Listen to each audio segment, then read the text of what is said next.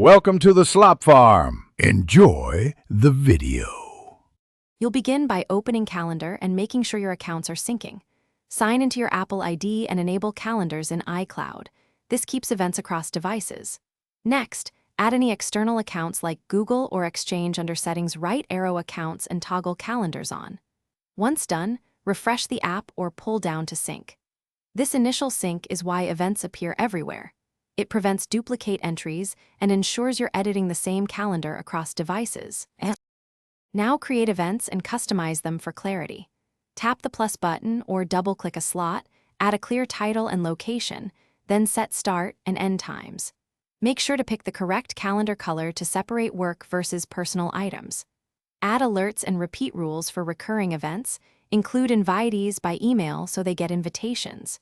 You can also attach notes or files.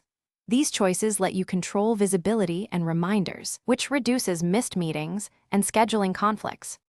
Finish by managing and sharing calendars effectively. Edit or reschedule events by tapping and changing details. On Mac, you can drag events between times or calendars. To collaborate, share a calendar and set permissions. Choose view only or allow edits.